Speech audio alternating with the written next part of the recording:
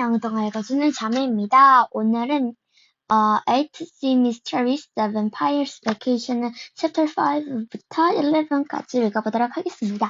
그럼 시작! 뿅! Chapter 5 A few minutes later, the kid reached Josh's house.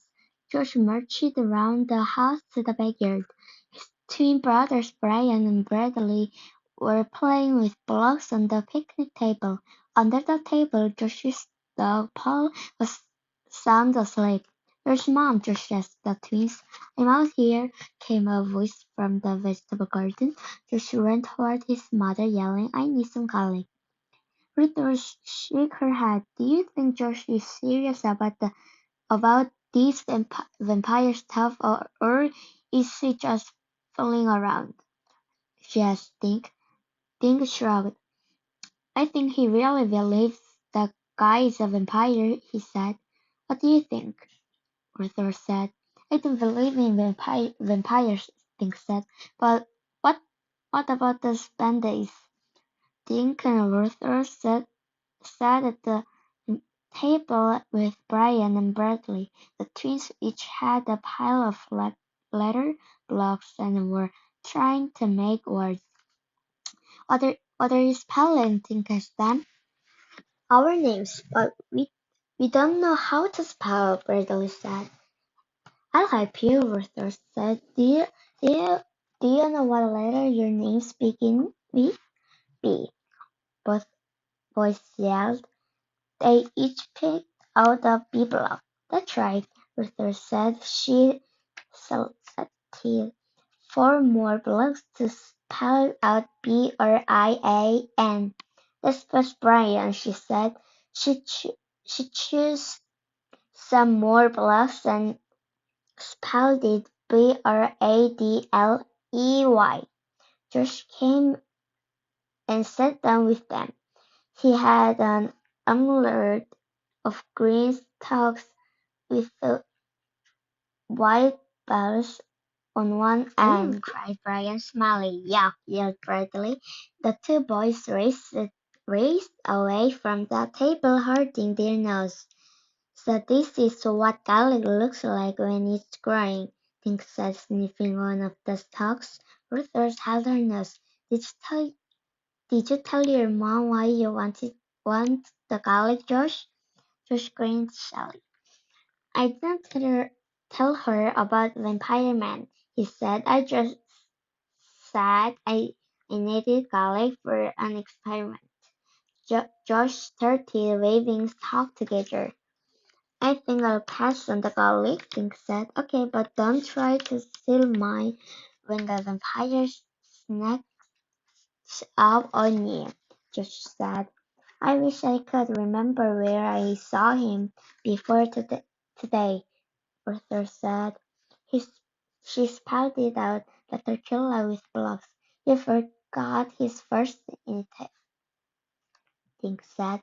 He picked up an A block and sealed it between the R and C blocks. Suddenly, Josh dropped it.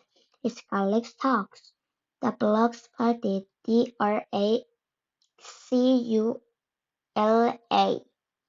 Dink and Ruth stared at the word. To Dink, it seemed as if everything froze. So stopped it, his snoring.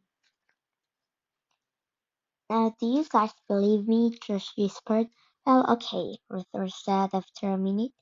"The letters in the Dracula's name also spell Dracula, but that's just a coincidence." Dink let out a breath he didn't know he'd been holding. "I don't know," he said quietly.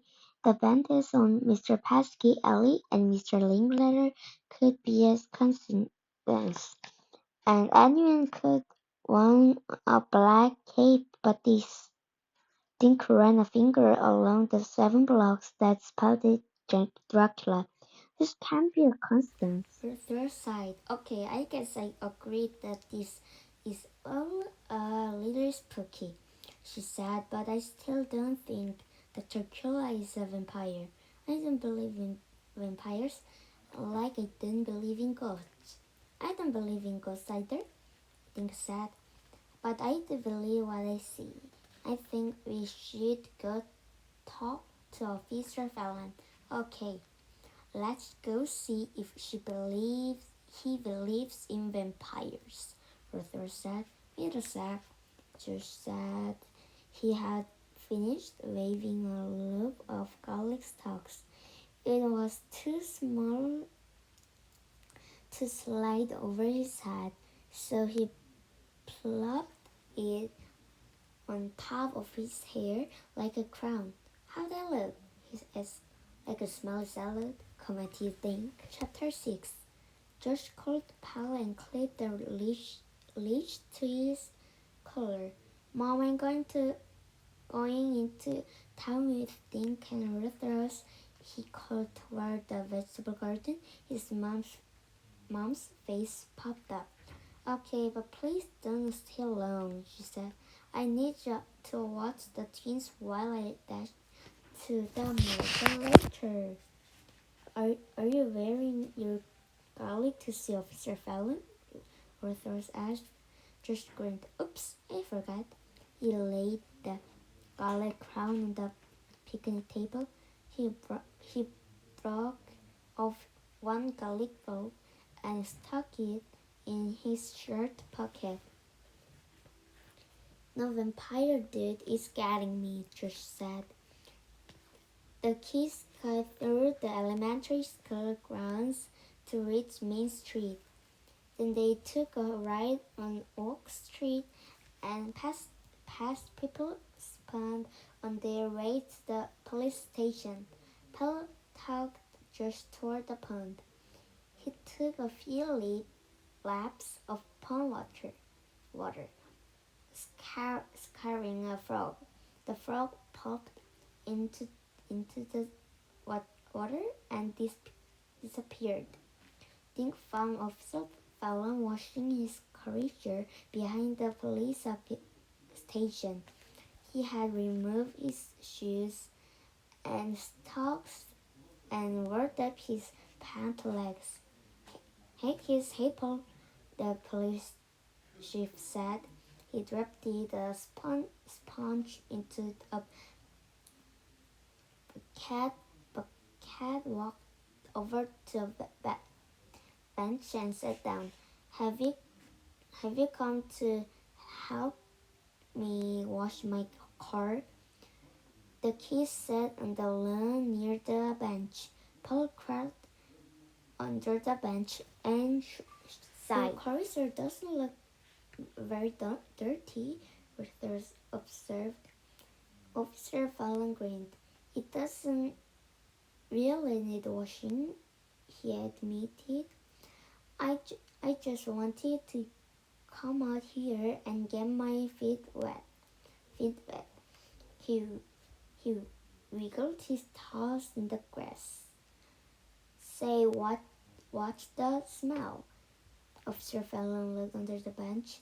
Has Paul been rolling in something? It's garlic, Josh said. He pulled the bulb out of his pocket. Officer Fallon raised his eyebrows. What are you trying to do? Keep vampires away? He joked. Dink nudged Josh's leg with his foot.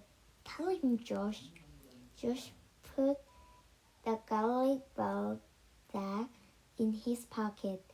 We saw this creepy-looking guy in town, he said, then began telling Officer Fallon the story.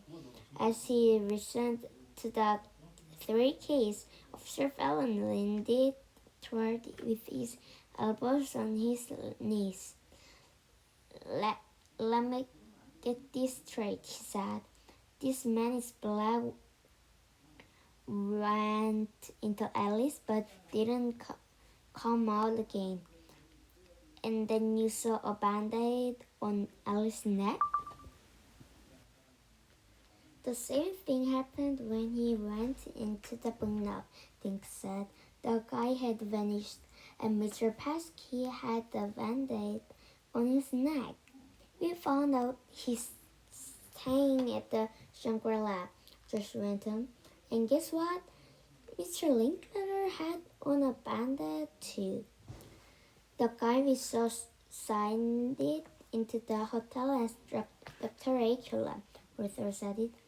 And that was Dracula. Officer Fallon's eyebrows shut up. Well, I'll be darned, he said. That's why we think he's a vampire, Josh continued. Officer Fallon let one of his hands fall on Paul's head. He rubbed the dog's ears while he thought. I think I saw the same fellow in town, Officer Fallon said after a minute. He looked familiar somehow. I thought so too, Arthur cried. I could swear I've seen his face before today. Officer Fallon stood up. He emptied his bucket and began hosing off his car. Tell you what, he said, I'll try to find this Dr. Killa and have a talk with him. Will you kids be around? I'll be at home, Arthur said. I promised to help Mom clean up the basement. I have to babysit the twins, George said. He poked Dink. And Dink is going to help me. I am?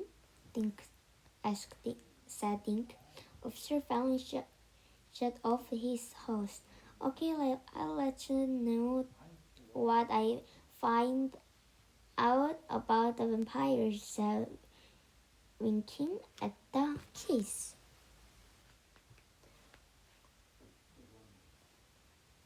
Dink and Josh walked northwards to her house on Woody Street. Ruth's cat Tiger was lying on her front porch. Paul touched on his leash and winked. If you hear anything from Officer Fallon, let me know. No, Ruth said, picking up her cat. You too, Josh said. He patted the garlic bulb in his pocket. Sure you don't want to borrow these? No thanks, Arthur said. Tiger here will protect me. He kissed her cat on the nose and opened her front door. Things Josh and Paul headed off farmland. They were at Josh's house a few minutes later, and Josh let Paul off his leash. The boys walked around to the back of the house and entered the kitchen. Hi, Mr. Pinto, Dink said. Hi, hello, Dink. Thanks for coming right back, Joshua, his mom said, grabbing her car keys. The boys are waiting for you in the barn. They want to ride on Polly. Cool, Josh said. He and Dink walked through the garden. Josh pulled up a carrot and wiped the dirt on his shirt. Inside the barn, Brian and Bradley were brushing Polly the pony. Yay, you are here, Brian yelled. I want to ride Polly first. No, me first, cried Bradley. I'm a minute older than you. Just fed Polly the carrot and rubbed her velvety nose. We can both ride at the same time, he said, but I get to ride in front, Brian said. No, I'm oldest, said Bradley. I get to ride in front. Just looked at Dink. Help me, he begged. Chapter 7. How about if I flip a coin, Dink asked. We pulled a quarter from his pocket. Winner gets to choose who rides in front. I'll take hands, Brian said. So you can have tails, Dink told Bradley. He threw the coin in the air and caught it. It's tails. Could I ride in front? Bradley said. I get to steer. Riding in a bag is good too, Dink said to Brian. You get to enjoy the ride but don't have to do any work. Thanks, Dink. Josh said.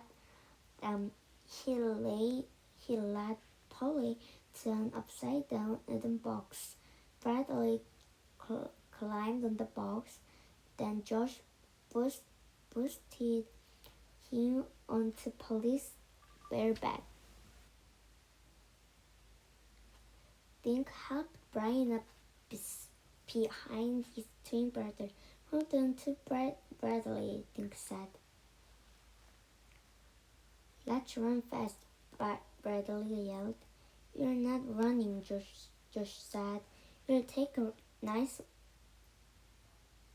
walk down to the river and back. Don't fall off, you monkeys. You're not monkeys, yelled Brian. We are cowboys. Holding Polly's leg, just walked her into meadow behind the barn. Dink walked next to the pony, making sure the boys didn't lose their seats. Polly clapped it along, dipping her head to munch the tops of weeds. Soon they crossed river road and stopped it on a grassy bank of the Indian River. Can you go swimming? Brian asked as Polly dipped her muzzle into the water. No, we're going back home as soon as Polly gets her drink, Josh said. He and Dink sat in the grass and watched Polly drink. I wonder if Officer Fallon found out anything about Dr. Killa, Josh said, keeping his voice low so the teens wouldn't hear. The boys sat and thought about the strange man in black. I've been thinking about those bandits, Dink said. What about them? Josh asked. They were all the same, Dink replied. Why 3 different people all have the exact same kind of round bandage on their neck? That is weird, Josh said after a minute. You'd think one person might choose around one, but someone else would choose a regular strip, right? Right, Dink said. You're thirsty, Bradley yelled from Polly's back. Josh stood up and gently pulled Polly's head away from the water.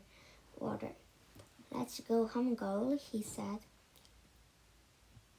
Soon they were back at the barn.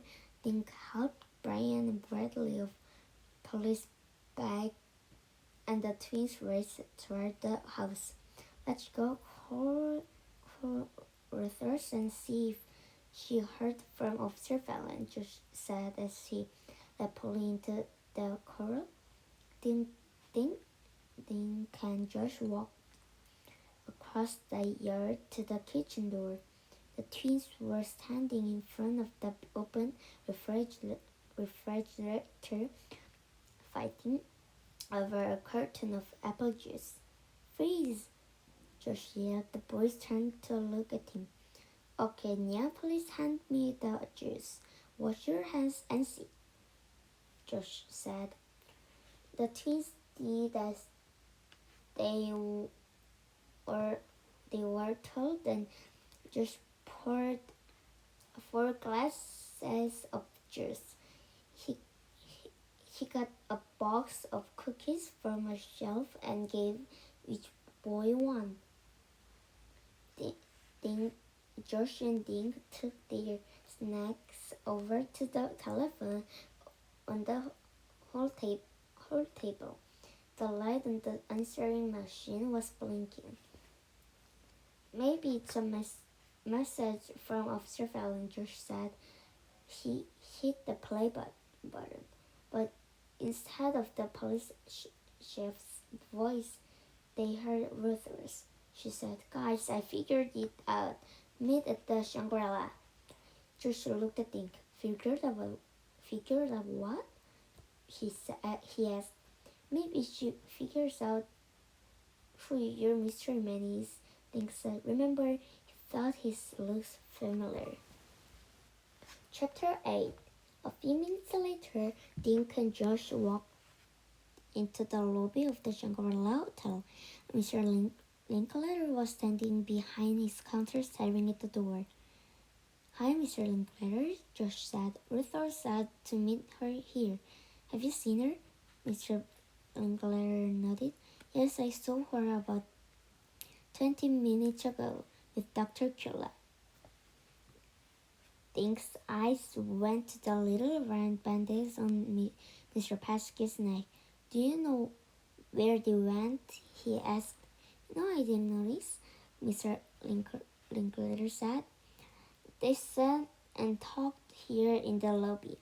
When I looked up again, they had disappeared." Dink remembered how the mysterious man in the black disappeared from Alice Diner and the Bugnac. "Of course," Mr. Linklater went on. "Dr. Killa could be up in his room. He likes to nap during the day." Just snuck a glance at Dink. Can you tell us which room it has?" Josh asked. "It would be room 202, he said. Feel free to go up and check." Dink grabbed Josh by the arm and tugged him toward the elevators. Dink pushed the up button, and the boys waited. Seconds later, one of the two elevators arrived with a ping. Dink and Josh stepped inside. Did you see that?" Dink said. Mr. Linklater didn't even check his register. How did he know which room Dr. Killa had? "Yeah, and he never gives out room numbers," Josh said. "He always says guests at the Shangri-La pay for privacy." "And did you not notice how nervous he looked?" Dink said. Josh nodded. He was practically doing a dance on his lip. The elevator pinged.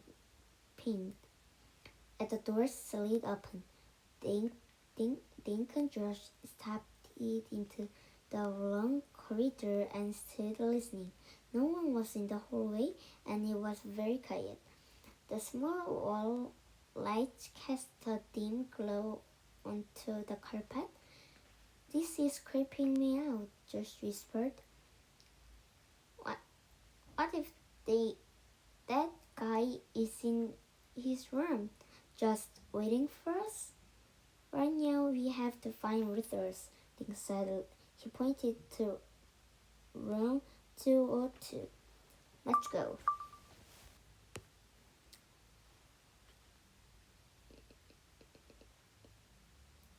They tiptoed toward the door. Dink got ready to knock. Then noticed that the door was already partly open.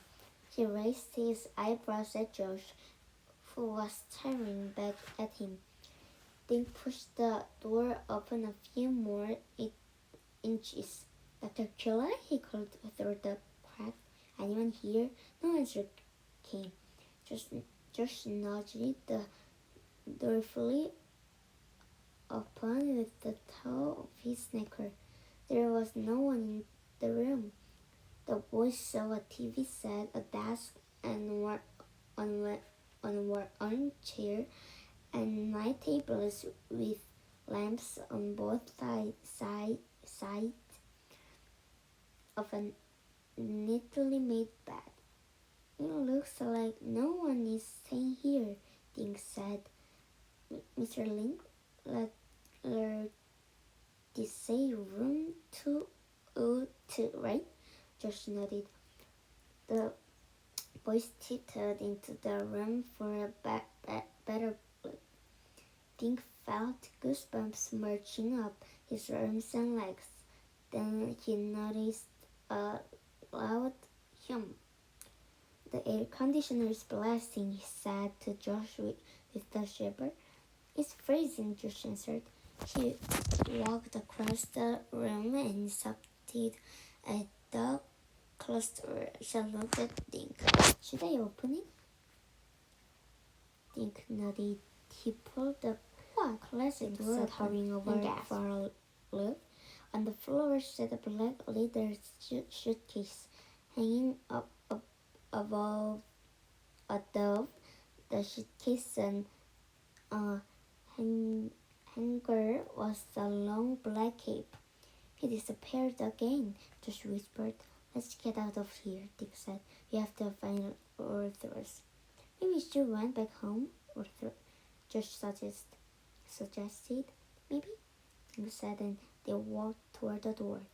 Against the wall to the right of the door was a small table they had not noticed when they entered the room. On it was a sheet of paper, a box of band-aids set on top of the paper. Dink picked up the band-aid box. The little round kite, he said, reading the words of the box. Oh my gosh, Josh said, pointing to some writing on the paper. Dink picked up the paper. It's a list of the names, he said. He read the list out loud. Ellie Landolf, Ernest Paskey, Lionel Linkletter, Ruthers Hathaway, Dink Duncan, Joshua Pinto. The names were written in purple. The first three names had purple check marks next to them. The vampire checked off the names of the people he beat on the neck. Joshua wailed. And our names are next. I think I'm gonna be sick. Dink studied the list. He was especially interested in the purple writing. There had he seen the color before? Then Dink remembered. He brought the paper up to his nose and took a deep sniff. He smiled. What do you smell? Josh asked. Dink grinned at his friend. Jelly beans, he said. Chapter 9. Jelly beans? What are you talking about? Josh asked. I think Ruthros wrote this list, Dink said. And she used neat party purple crayon. Oh, yeah. Now I remember, Josh said. But why did she make the list? I don't know, Dink said. And why didn't Mr. Linkletter let us come up here without giving us a hard time? Why was the door left partly open? Unless Mr. Linkletter and this vampire guy are trying to pull something, Josh said. Suddenly Josh grabbed Dink's arm. Maybe Dr. Killer captured Luther's and forced her to write the sneeze. I suppose that could have happened, Nick said. He picked up the bandage box and emptied it onto the table. Each bandage was wrapped in this thin paper, but Dink could see the round shapes through the paper. You know what I think? Josh said.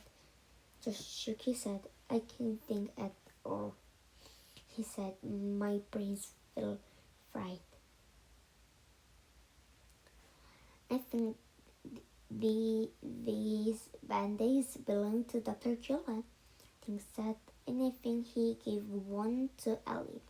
And then he gave Mr. Paskey and Mr. Linkler theirs too. After he bit their necks, asked Josh. I don't think he bit anybody, Dink said. But why would he give them band-aids? Good question, Dink said. He set the box on top of the purple list, and I think we'll get the answer when you found Ruther's. Josh scratched his head. But that doesn't make any sense, he said. How could Ruther's know anything?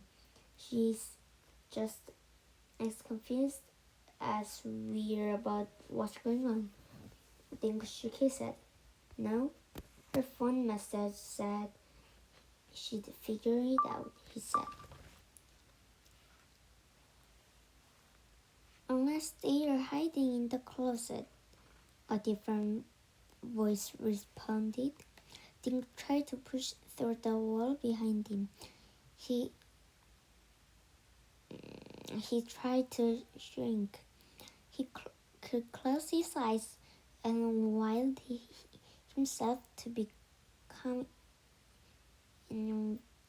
invisible. Nothing worked. Suddenly the door was yanked open. Come on out, you two, said a familiar voice.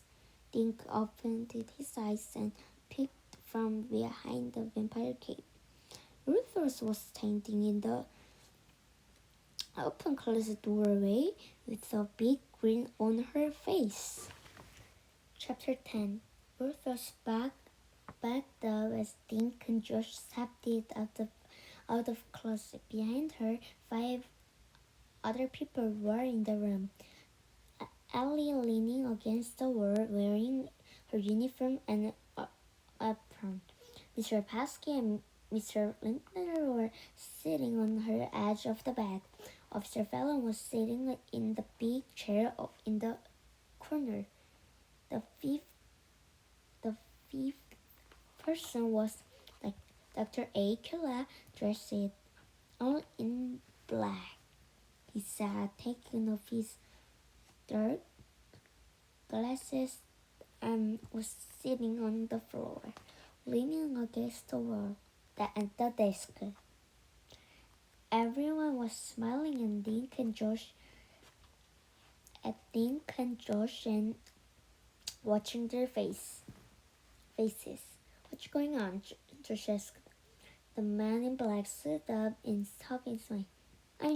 I'm Jimmy Jack, he said. Hi, Dink. Hi, Dink. Hi, Josh. Confused, Dink and Josh shook the man's hand. He's an actor, not a vampire, Ruther said. She held the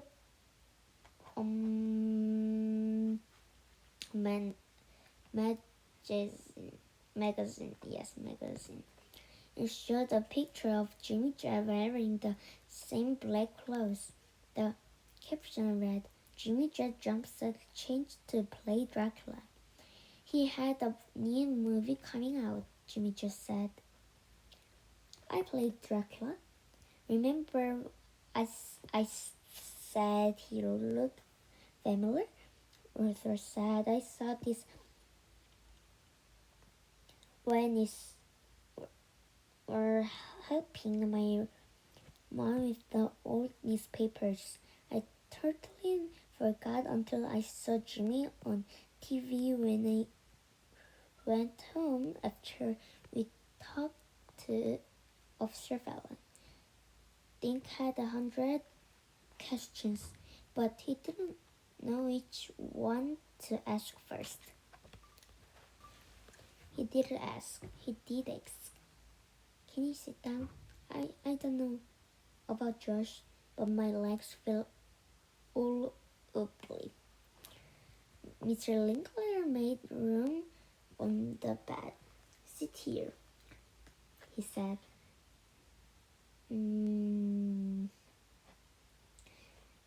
After Dink and Josh were comfortable, Officer Fallon took over from Ruthers.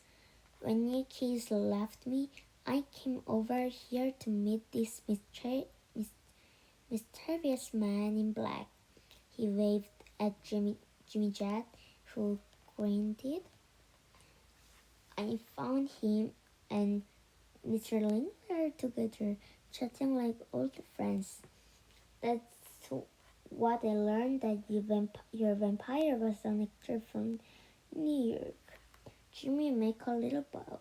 I'm sorry if I scared you kids, he said. I was on my way to Vermont for a little vacation.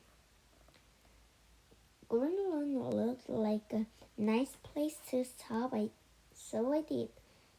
I went into the supermarket to buy a few things. When I saw you following me, I decided to have some fun. You knew we were following you? Dink asked. Jimmy grinned. Oh yes, I thought you recognized me, and then knew about my new that Dracula movie. But I didn't know, Josh said. I thought you were a real vampire beating people's necks. We saw the band-aids. Jimmy nodded. I always pack band-aids when I travel in case I need myself shaving, he said. Then I spot you following me. I got an idea. That's why I went into Ellie's diner. Jimmy looked at Ellie. You want to take over? He asked. Ellie smiled. There I was, polishing my glasses case, she said. I looked up and Jimmy Jett was standing in my diner. I recognized him right away and asked for his autograph. Instead, I handed her a band-aid. Jimmy said, cutting into Ellie's story. I told her 3 kids were following me and I wanted to play a prank about being a vampire. Ellie laughed. I let Jimmy leave through the back of the diner and I stuck on the band-aid just as you kids walked in. The same thing happened to you, right, Mr. Pesky? Dink asked. Everyone looked at Mr. Pesky. That's right, Dink, he said. Jimmy came in, explained who he was, and handed me a band-aid to put on my neck. He left through my back door just as you kids came in through the front. Josh laughed. Boy, were you fooled? He said to Jimmy. What about the book Vampires Among Us? Dink asked. I thought that would be a nice touch, Mr. Pesky said. I lent a book to Jimmy, making it look as if he had he had taken it off my shelf and left the money for it. You guys are awesome, Josh said. Jimmy made a little bow. The last step was when I got back to my hotel, he said. Mr. Lincoln already knew who I was. I had signed in as Dr. A. Killer because I used the name in the movie. Look at the reference. What about that list? He asked. And Nate's purple crayon. Rethers laughed. When I finally figured out who Dr. Killer really was, I came right here to the hotel. He said. I had Nate's crayon in my pocket. And she forced me to tell all, the actor said with good humor. I asked her if she'd like to help me with my prank. That's when I made that phone call to get you here. Arthur said. Russ said. He wrote the list of names to scare you into thinking we were next. And it worked, Josh said. So you were all in it together, Dink said, looking at Officer Fallon. Even you. Only at the very end, Officer Fallon said. After Ruthers left her message on Josh's medicine, I got Ali and Mr. Paskey to join us here. Mr. Linklater, he does all in his office until you'd gone up in the elevator. A small smile appeared under Mr. Linklater's mustache. Little boys, forgive me. Yeah. Chapter 11. The long black limo pulled up in front of the theater in New York City. The driver came around and opened the passenger door. Dink, Josh, and Walter stepped it out onto the sidewalk. Please wait here for your escort. The driver told the kids. I'll be back after the movie to pick you up. The kids thanked the driver and watched him put the long limo back into traffic. This is so cool, Josh said. All around him, people were streaming into the theater. Over there has a large announcer the name of the movie, The Reckless Daughter. It was nice of Jimmy to invite us, Arthur said, and feed us, Josh said, patting his stomach. I never had a picnic in a limo before. Maybe this is our escort, Dink said, as a woman in a red uniform approached them. Are you Mr. Judd's friends from Connecticut? She asked. Yes, said Arthur. Great, then follow me. The woman said.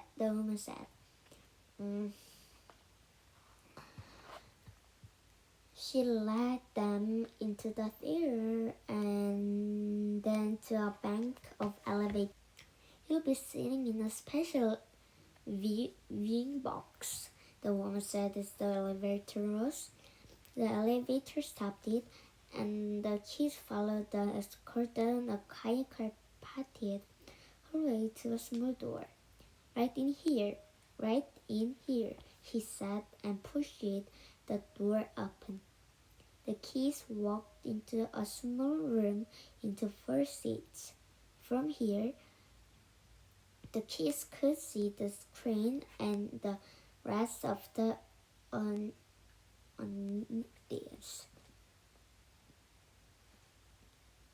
I enjoyed the movie, the woman said. She closed the door and left them alone into a box seat. The kids sat in the comfortable seats and looked around. On both sides, velvet drapes separated them from people in other box seats. I just can't believe you're actually here, Josh whispered with awe. We wouldn't be if you hadn't seen Jimmy Jet in the supermarket, Ruther said, admitting.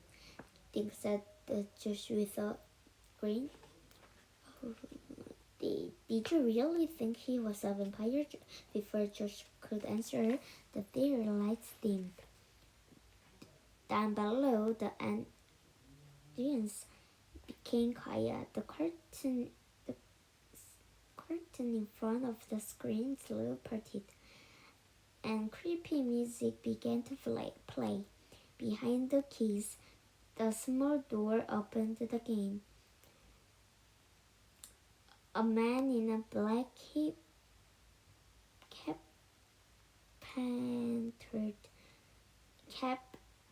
entered the box.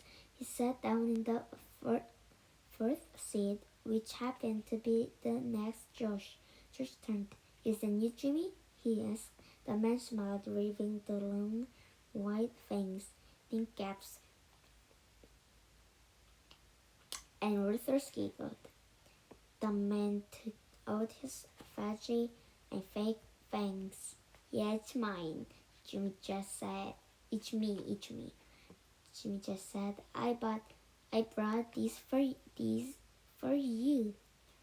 He reached into a pocket and pulled out 3 seats of vampire fangs. Think Josh and Ruther slipped the fangs into their mouth just as the movie started. 오늘은 여기까지. 자, 오늘은 Vacation's Mystious Vampires Vacation을 chapter 5부터 10일까지 다 읽어보았는데요. 재밌게 보셨다면 구독과 좋아요 꾹꾹 눌러주세요. 그러면 다음 시간에는 아이비 앤 빈으로 만나요.